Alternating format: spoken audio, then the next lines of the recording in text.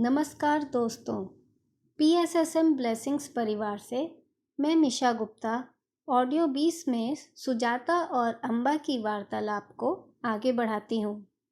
माता की कहानी पर वापस आते हुए अम्बा ने आगे कहा,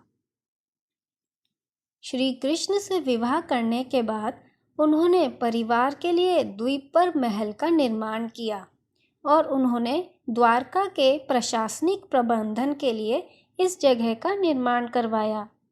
परंतु उन्होंने इमारत के पीछे एक बड़ा खुला क्षेत्र खाली छोड़ दिया और एक दिन जब माता मैदान से गुजर रही थी तो वह उस जगह पर गईं। अम्बा ने छोटे मंदिर की ओर इशारा किया। अंबिका देवी ने उन्हें दर्शन दिए और उन्हें द्वारका में कई महिलाओं की दुर्दशा दिखाई। यह तब था जब माता ने श्री कृष्ण से आवश्यकतामंद महिलाओं के लिए इस निवास का निर्माण करने और वंचित पुरुषों के लिए भी एक ऐसी जगह बनाने के लिए कहा।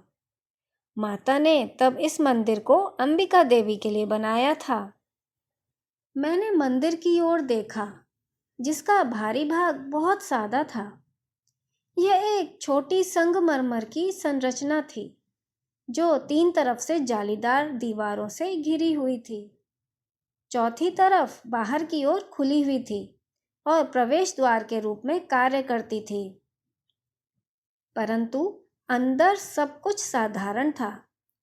द्वारका में सार्वजनिक भवनों की तरह संगमरमर से उकेरी गई नाजुक लताएं, फूल और पक्षी थे, जिनमें से कुछ चांदी के अर्धकीमती पत्थरों से जुड़े हुए थे।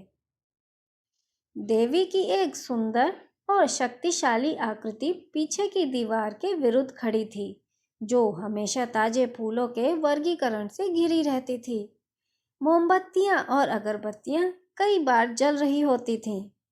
देवी का भाव इतना शक्तिशाली था कि कभी-कभी मैं प्रवेश द्वार से आगे नहीं जा पाती थी। वह रोज बदलती दिखती थी, कभी-कभी कृपापूर्वक मुस्कुराती हुई और आशीर्वाद देती थी और कभी-कभी कठोर और भयंकर भी दिखती थी। अम्बा कुछ देर चुप रही, फिर अपनी बात फिर से उठाई। मैंने सुना है कि जब अंबिका देवी उन्हें दिखाई दी तो उन्होंने कहा, विदर्भ में मैंने तुम्हारे पास अतीत के ऋषियों को भेजा था। यहाँ तुम भविष्य के ऋषियों को प्रशिक्षित करोगी। जब अंजलि इस महिला निवास की देखरेख कर रही थी तो वह कई बार रात में मंदिर आती थी जब हम सभी सो रहे होते थे और भोर तक यहाँ ध्यान करती थी। कभी-कभी जब मैं जल्दी उठकर वाटिका में टहलती थी तो मैं उसे यहाँ गहरे ध्यान में डूबा हुआ देखती थी। मुझे लगता है कि वह एक ऐसी ऋषि है जिसे माता प्रशिक्षण दे रही हैं और कदाचित सुमति दूसरी है। अम्बा की आवाज धीमी पड़ गई और फिर उन्होंने चिंतनशील स्वर में बोला, एक दिन तुम्हें अंजलि से उनकी कहानी पूछनी चाहिए कि वह माता के पास कैसे आईं। वह द्वारका या विदर्भ से नहीं है और उसकी पृष्ठभूमि पर्याप्त रहस्यमयी है। मैं उनसे ये नहीं पूछ सकती। मैंने अंजलि को हमेशा सर्वोच्च सम्मान दिया था और कभी भी उनसे व्यक्तिगत प्रश्न पूछने के बारे में नहीं सोचा था। परंतु आप उनसे बात करवा सकती हैं अम्बा। वह आपको कुछ भी मना नहीं करती हैं।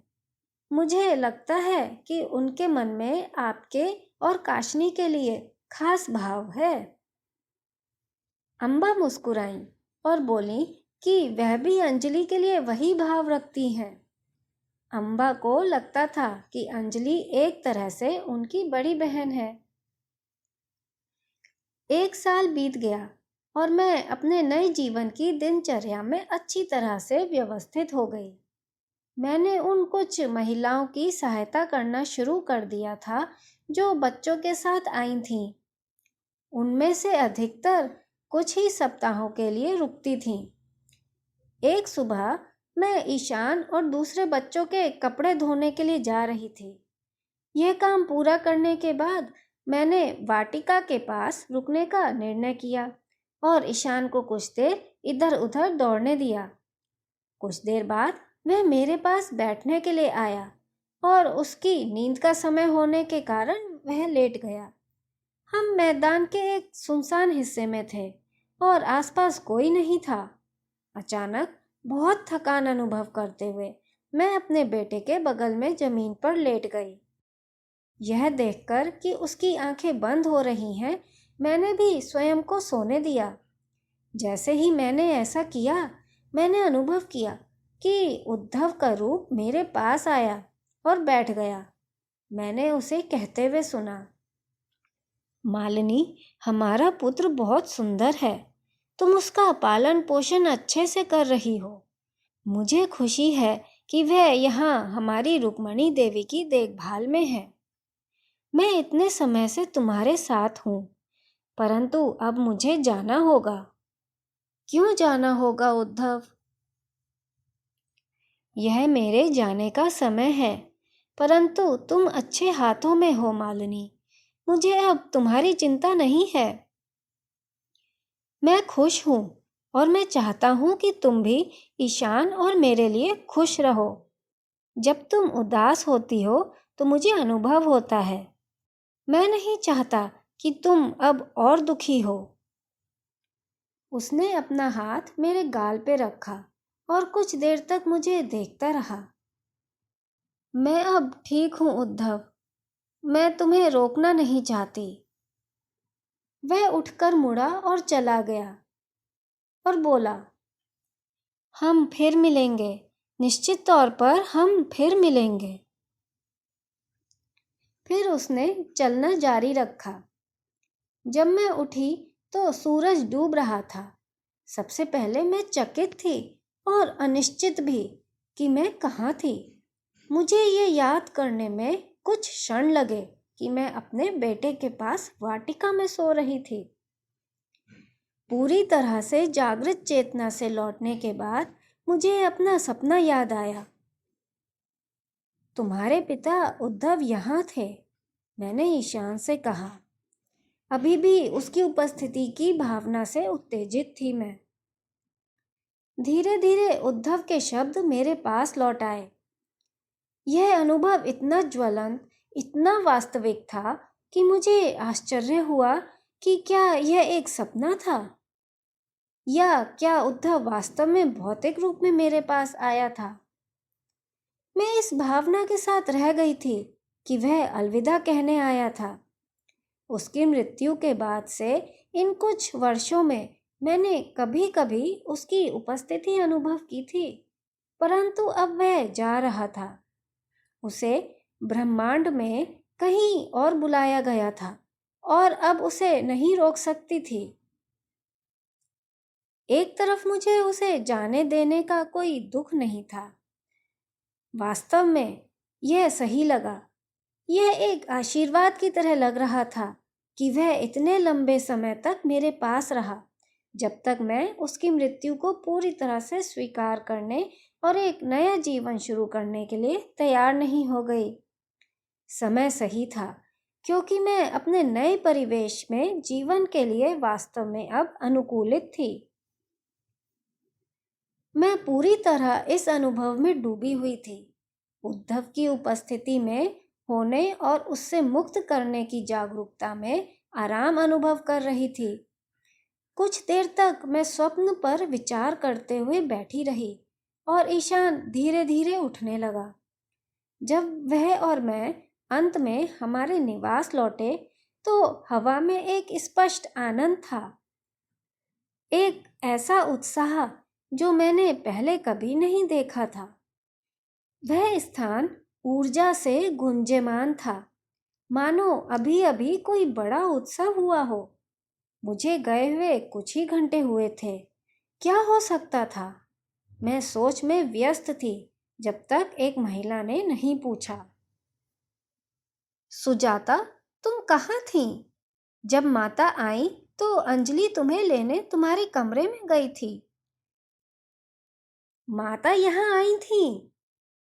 हाँ, और अनुमान लगाओ कि वह किसको साथ लाई थी। इससे पहले कि मैं और कुछ पूछ पाती, वह महिला चली गई। मैंने मान लिया कि माता अपनी सेविकाओं को लाई होंगी। मुझे दुख था कि मैं उनसे नहीं मिल पाई थी। माता का दर्शन एक दुर्लभ अवसर बनता जा रहा था और हम उनके दर्शन को हल्के में नहीं लेते थे। हम उन्हें महीनों में देख पाते थे। सुमति ने कहा, सुजाता, हम तुम्हें हर जगह ढूंढ रहे थे। ईशान और मैं वाटिका में सो गए थे। मुझे गायब होने और माता को ना मिल पाने का खेद है। माता श्री कृष्ण को अपने साथ लाई थीं और उनकी उपस्थिति ने हमारे बीच बहुत खुशी जगाई। वह चंचल मनोदशा में थे, इसलिए महिलाओं और बच्चों से अच्छे से घुले मिले। माता बहुत प्रसन्न थीं। श्री कृष्ण, वे यहाँ थे? सुमति ने सिर हिलाया। अब मैं घटनाओं के बीच संबंध देखना सीख रही थी। यह वही थे जो उद्धव को मेरे पास लाए थे और जिन्होंने मुझे यह समझने में सहायता की कि अब उसे जाने देने का समय आ गया है। मैंने सुमति या किसी के साथ भी जो कुछ भी अनुभव किया उसे साझा नहीं किया, परंतु मैंने इसे उपहार के रूप में लिया। मैं जानती थी कि जब तक मैं उद्धव से जुड़ी रहूंगी तब तक मैं आगे नहीं बढ़ सकती, और अब मैं उसे जाने दे रही थी और यही सही भी था। सुमति ने श्री कृष्ण को ना मिल पाने पर मेरे आश्चर्य और निराशा दोनों पर ध्यान दिया, इसलिए वह बोली, चिंता मत करो मेरी प्रिय, मुझे विश्वास है कि माता तुम्हारे लिए उन्हें देखने का एक और अवसर बनाएंगी। मित्रों, श्री कृष्ण और रुक्मणी जी सुजाता को और क्या उपहार देने वाले हैं, जानेंगे अगली कड़ी में। आप सबका बहुत बहुत आभार।